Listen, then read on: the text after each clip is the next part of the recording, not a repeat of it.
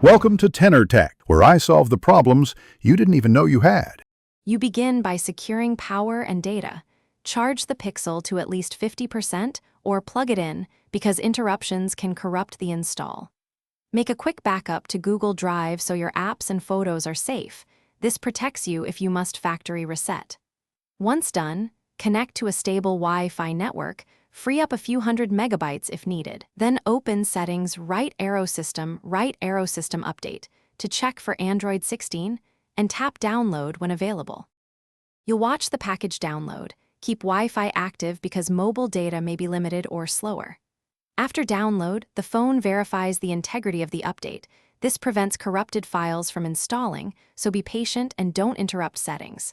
When you tap Install, the Pixel will reboot into recovery and apply the update. This is normal. Make sure you don't press buttons or remove the SIM. After installation, the system optimizes apps and may show multiple progress screens before returning to the lock screen. Once your Pixel boots, you should verify Android 16 under Settings, Right Arrow About Phone. This confirms success. You'll want to review app permissions and re-enable any connectivity settings you had disabled, because some apps require reauthorization after a major update. If the phone behaves oddly, clear caches in settings or reboot again. If it won't boot, try safe mode to isolate apps, and only if necessary perform a factory reset after backing up.